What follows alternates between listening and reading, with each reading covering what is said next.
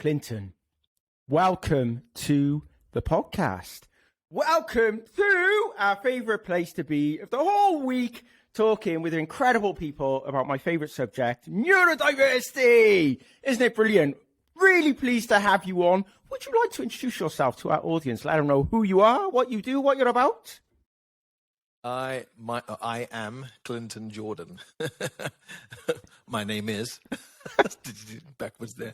I'm a motivational vocal coach, and I help people to find their voice. In a nutshell, all walks of life, finding their voice, from children all the way to people in corporate world, all over. Boom.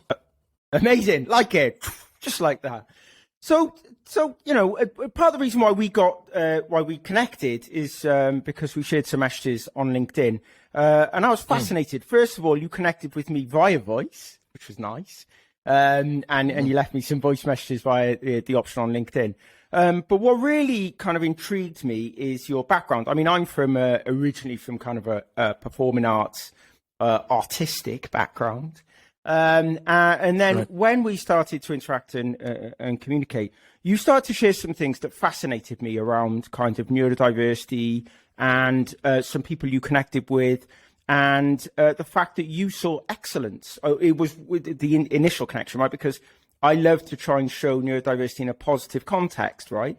Because for too long it's been a negative, you know, what's wrong with people rather than what they can bring to the table. So just share a bit of that early insight, you know, what neurodiversity means to you, and some of those things that you started to share with me across that communication.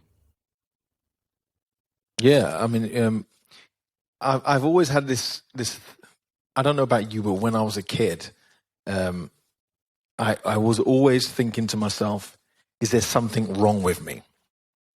That was the statement. And that you heard it from other people or, you know, other adults at the time. There must be something wrong with him or wrong with her. And I started to kind of use that label for myself. Being a tongue-tied kid when I was younger, I felt like I was always, you know, trying to catch up, underdeveloped, dyslexia, you know, had a massive part to play. So, you know, not only could I, you know, stuttering and stammering all over the place, but I couldn't get the words on the page either. And so, you know, it blocked up a whole host of ways of communicating with people.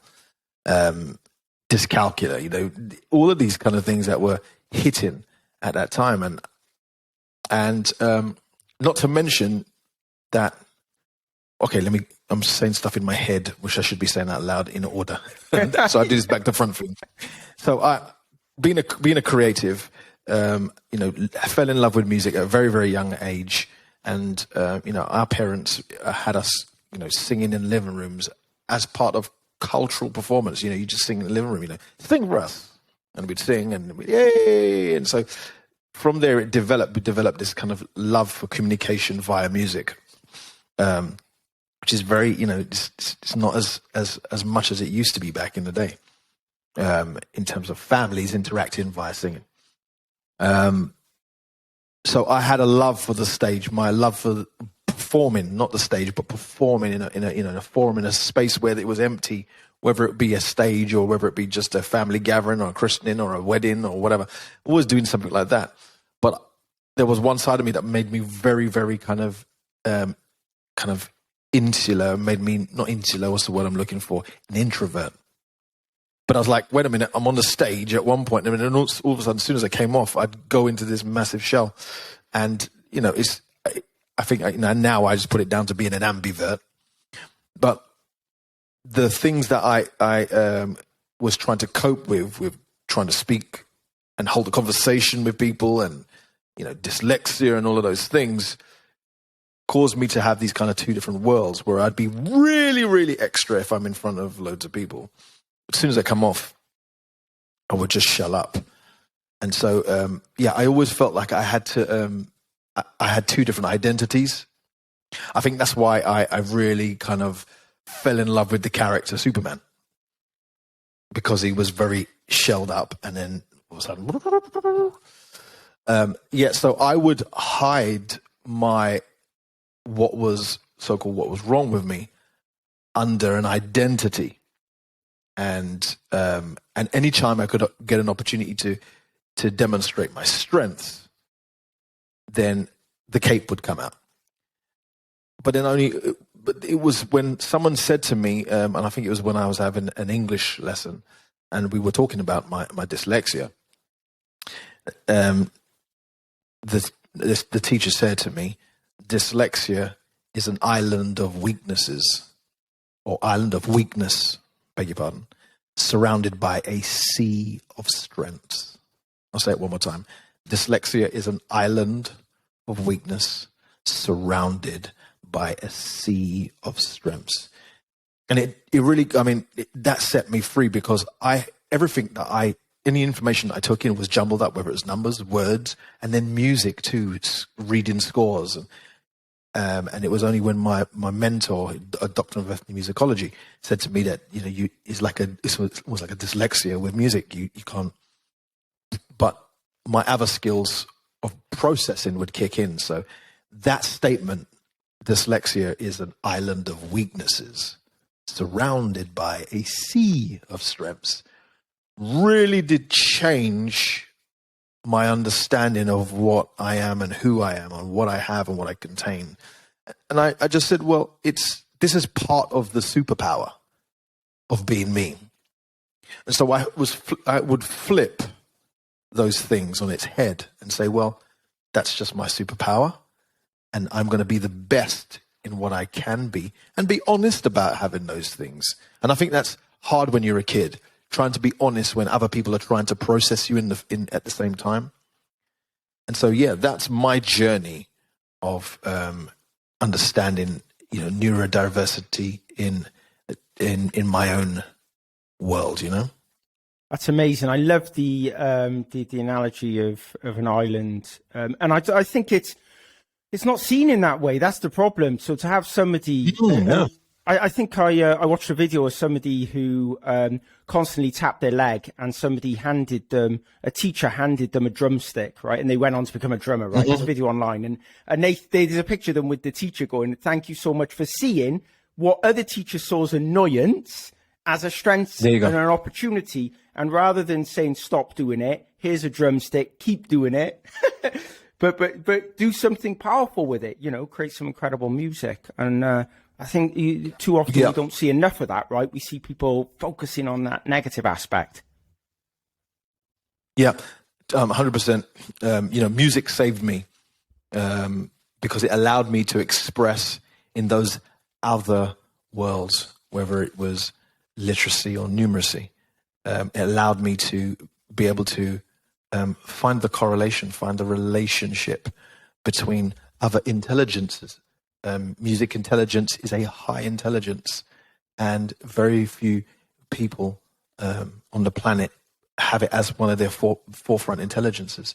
Yet it crosses over all of the other intelligences, all of them. Yeah, you pick them. Music is the expression of maths, and whether it's through a waltz, whether it's through a square, whether it's time signatures, pitching, on the time pitch axis, it expressed every form of other intelligences. It's scientific, it's cultural, it's linguistics. So music saved me and gave me a back door into falling in love with learning. And that's another thing that in my background when I used to teach in schools, we would go into schools and have workshops, and because you were typically you were in and out, so you had to make an impact. And most of the times when we went into schools, the people that gravitated to the music or to the task, and it would be a hard task, but I'd dress it up as an easy task, were the neurodiverse children. And and they would take it to, they would push the envelope. If it was practicing a scale, they'd push the envelope. If it was a rudiment, they would push the envelope. If it was discovering, I don't know, cross rhythms, they would push the envelope more than the children that were, let's say, not neurodiverse. And so I used to say to the children, because they didn't have the confidence to, sometimes when they first met us, they didn't have the confidence to, demonstrate their abilities. And I'd say, no, you have a superpower. The reason why they'd say, they would hear the same things I did. I don't think I'm good enough, or I don't think there's something wrong with me. No. You have a superpower. And we just got to find how to tap into that superpower. And that was really, a great part of my journey as an educator in schools. Amazing. Well, my daughter's just started playing the trumpet, and I love that because for her, I think it's a perfect instrument. She chose it, so not me. But the fact it's level of simplicity, yet incredible sound and ability to do some wonderful stuff. If you think of, jazz music, the types of impact you can make within a group with that instrument is incredible. Right, it's powerful instrument, but an easier level of simplicity to get the basics. But I learned the saxophone, and it's funny because I still can't read music. I would struggle to go and learn tunes like other people could learn. But if I could be supported to learn a tune, I would play it like nobody else would play it. Right, and ultimately, if you've got 1,000 people stood in front of you all playing the same tune, like they're all playing the same tune. Right? Who's going to stand out? The person who's going to stand out is the person who takes that tune to some other place. Most other people may not do that, right? They're fixated on, this is what I need to do, which is the letter of the law, the music, I follow it. It's nice to have, in my view, people who throw them, they can. And they do it because they can't. I did it because I couldn't follow what I had to do. Therefore, the only way I could do it was to disrupt. Do you see a lot of this? Is this quite commonplace when you're teaching people? Is that disruptive? Does it work? Does it help? How do you support somebody who ultimately may struggle with learning in that context? I think that when time is a massive key in these scenarios, particularly when you have a classroom, of 30 children. And there are struggles to be able to do that. However, a good teacher will have an eye to be able to, to tailor things in a way that, and I'm only talking from my subject in music, differentiation by outcome was always a motto for my children when I would be teaching them music. So we could take, for example, we were learning something like Dance of the Sugar Plum Fairy. Blah blah blah blah blah blah blah blah blah blah blah blah blah blah blah blah blah blah. And what I would do, because so that everybody had a share into this song, we would split this piece of music. Beg your pardon, this piece of music into parts that are palatable for different types of thinking. So if you can do the melody, if you could do portion of the melody, then do portion of the melody. If you could do the bass or the ostinato, then do the ostinato. If you could do the chords in the middle, and it gave a place for people to shine. Now, I don't know how you would do that in other subjects, but there is, if we start to have this kind of creative thinking where everyone can take a part in making, isn't life like that anyway? Isn't that part of, when we're working with other people? And I think this is the prime message of of neurodiversity, is that there is a place for everybody in a project. There's a place for everybody in a mission statement. There's a place for everybody in a goal or an objective. And I think that, school is the place that needs to be, shown more and more. But as this subject grows and grows, and it becomes louder and louder, I'm sure we're gonna bring more new creative ways to allow it to be more inclusive for the neurodiverse. Yeah, I think it's interesting that you say you've noticed, kind of the energy, the commitment, the drive from young people who are neurodiverse. Did they often show themselves to be better in whatever way that it is, right? And you've seen this and you've recognised this. If I think about the everybody has a part to play, I think what some children struggle with, which is what you've talked about, and young people and even adults, right, is knowing where their strength lies, right? Because they get so distracted by their challenges, by their island, that often they don't see the sea of opportunity around them. And therefore, they go for the wrong thing. If I think of myself as an actor, always going for the big part, when actually my real skill and ability was not in the big part, it was in the smaller part. Do you see what I mean? Like you've just said with a musical instrument, It might be that you just come in and you play 2 notes, but you are going to knock those 2 notes out of the park, right? The quicker you can understand that you are the person who knocks those 2 notes out of the park, the quicker you can fly. Sure. Sorry, it just made me laugh. I was thinking about when I was asked to join the orchestra in secondary school, and I was in the percussion section. Couldn't read for toffee. Well, now I know why. And I'm trying to read this last piece. Is the last bar actually, and I read the bar by back to front. So it should have read boom rest, and that boom, the whole orchestra goes jump, jump. But I read the music back to front, so the music actually ended off in this concert when jump, jump, and I was looking. I was like, I'm here. I've landed. I'm proud. And then my friend said, "You read it the wrong way round." And I think the reason why I said it is because I'm recognizing how people stand out because I know my own things that I deal with. So I can recognize back to front. I can recognize when things are not in. I can recognize that in people, and that comes from my own experiences, but it also comes from a place of empathy. I think that empathy has a massive part to play in understanding people and understanding where they fit. It's all right to have sympathy. Yeah, you can look at the shoes. You can see the shoes and you say, oh yeah, I understand where you're coming from.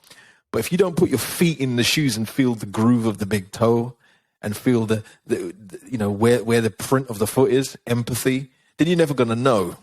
Now, I think the more empathetic we become, the more empathy we show to people in understanding where they are, I think then the more we're going to draw out the best of people. And that just goes, that goes beyond the conversation of neurodiversity. That's just how to understand people.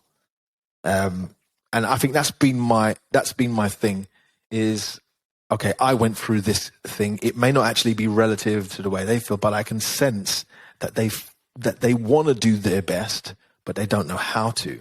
Let's start asking some questions and then seeing who we have, who is laboring among us. How do we help them to labor better? How do we help them to push through more? How do we help them to conquer? How do we help them to say, you can do it? And empathy, I've met lots of people along the way that in education, and, they have no empathy. And so they're quick to pull out the labels, or they're quick to pull out the improper labels. And, that'll destroy a child. Absolutely. So I'm just thinking here about the challenge we've got in society, or whatever's happening within school, within the world that we live in. The arts have been squeezed, right? In whatever way you look at it, they've been squeezed. They've been squeezed in the education system. They've been squeezed every other aspect of life. And COVID's not helped either. They've been squeezed there as well. But then we think, so you've mentioned it, I know it about myself, like music saved you, the art saved me, right? Absolutely, without a doubt. Failed at school, failed at college, like, but being able to express myself through the arts was like, that was the thing. You're right, learning, engaging with others, feeling like you had a place on this planet, being able to channel your energy in a positive rather than a negative way. So that's not, so like sometimes we forget, we wonder why we're having challenges in schools around neurodiversity, around why more people are seeking diagnosis. We have more challenges within the prison, higher proportion of people in prisons are dyslexic, ADHD. You know, you add all these things up, right? And it's as if, Clinton, it's obvious, right? We're seeing it here that the arts are so powerful for being able to allow everybody. We've seen it with the channels on the singing groups, right? All the different programs they had about people getting together, choirs to sing, to express themselves. So this is not just around children being able to express themselves in different ways, but it's in adults. But then we also transfer that to the work context around how we're enabling our fellow people, our employees, to express themselves in that environment, bringing their whole selves to work. What does that look like? And I think music, I think the arts has an absolutely huge part to play in that. And I think for me, it's you know, you can see why we face some of the challenges we face when a lack of focus and emphasis. Sorry, this is me just almost going on a mini rant about why it's so important, and why it's so valuable, and why it's important we're having this conversation, basically. Yeah. What's your perspective on that? Look, I think all of the above. I mean, I'm talking from a musical perspective. I know that people don't bring their best self because they're not in their best state. And if people understood more of themselves, then they would bring more of themselves. You know, if I could find out who and what I am, and if I could, you know, cut the fat and find that out earlier, I'd be something else more improved earlier. Do you know what I'm saying? Yeah. And we don't have, and you know, education is designed to really just give us the things that they want us to have, so we can go and do the things that they want us to do, and that's to go to work. But there is a difference between having a job and having a purpose, in my belief. And I think that, you know, there are people out there that challenge that status quo. But the place for people that, you know, like myself, that are in the arts, you know, if I didn't have music, would I be able to arm myself to challenge the status quo? I'm not sure if I would. But because I had something to say and talk about, because I have something that actually helps in so many different arenas, you know, socially, mentally, you know, spiritually, physically, it helps along a number of different ways. If I didn't learn that before, then what would I have to contribute? And I think that's the problem, is that when you've got people that are in a place where they don't feel they have anything to contribute, you know, they're thinking that I'm a waste of oxygen. They're going to start thinking that sooner or later. Or they'll put their hands to something that they think is purposeful or meaningful, even if it's wrong, because it has purpose. And I think that we got to challenge that whole system of saying, well, how do we get people into their purpose? How do we get them in there fast enough for them to cut all the wasted years? And I know it's a bigger conversation than just here, but that's what I faced when I was in my English classes and everyone was zooming past. That's what I faced when I was in my maths classes and everyone was zooming past. I wanted to learn maths so badly, but I just didn't have the focus to do that. But I had the passion. God's honest truth, I had the passion for maths. But I just, you know, I couldn't do it.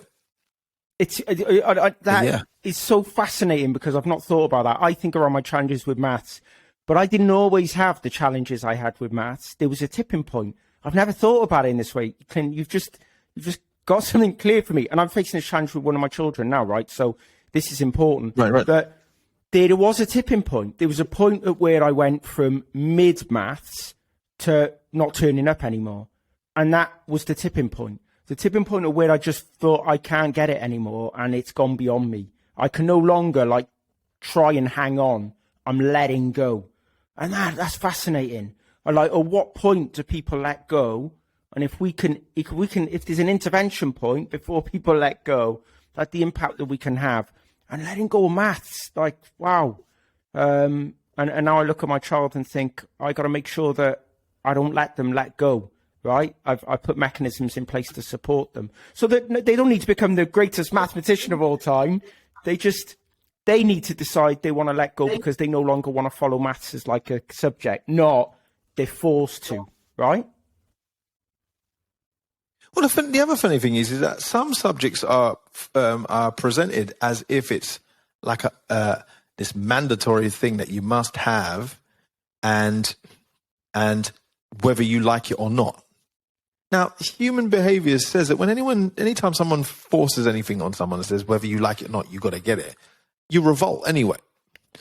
And I just find that it's quite sad that certain subjects are presented, not all the time, but generally in my walk of educational life, I've seen it being presented as some sort of, this is going to be boring.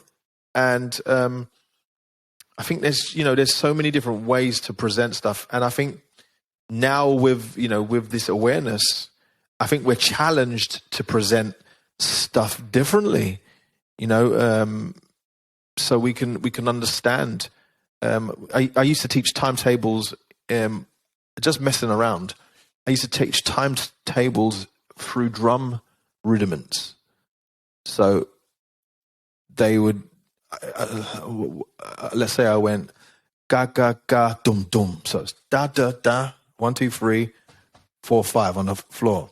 So you go ga da da go dum, ga da da do dum, ga da da da dum, ga da da dum.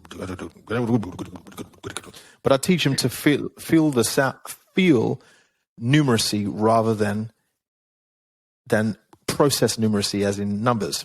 I need you in my house 1, 2, 3, right 4, now. 5. So get them to process it. Sorry, get them to process it like that. Go ga da da. So they'd hear. So I say, what's the times table? And they would go 1, 2, 3, 4, 5 fours. So you're feeling it. So that's numeracy by your hearing rather than numeracy. And music is an expression of maths. So there are other ways of using your senses to reason or reflect or discriminate or process other things. And so we used to do that, and then I used to put it faster. Who can tell me this one? And they'd be like, because they're listening to the feeling. Now that's because they're using their ears now, and they're using rhythm and timing to process maths. There are so many different ways we can break down loads of different subjects. Yeah, and of course, music impacts and affects different part of the brain, right? So if you're listening to music, people can sing where they can't speak, right? Because of the way that it connects with the brain. So I think it's incredible to consider learning through drum patterns or whatever it may be, drum beats. I definitely need that in my house. I do. Yeah. Music penetrates both hemispheres of the brain without permission. That's how frightening it is. It doesn't need your permission. And that's why you can't get an irritating song out of your head, because it doesn't need permission. So it's a power tool. It's a definite power tool. Brilliant. And I think this is why music. I spoke to High Contrast, and he talked about his synesthesia. And you can see in there's enough. Florence Welch also talks about her dyslexia. And you could just see so many musical artists. And I remember Lincoln High Contrast said that, listen, I can see this reflected in many, many music artists who I know. So I think it's clear that music is a good outlet for expressing yourself, especially if you find challenges in other areas of your life and in your school. And it's brilliant to focus it on the strengths piece as well. So just tell us a little bit about kind of what are you planning to do now? What's this 2022 look like for you? Right now, 2022 mission is to activate 1 million voices.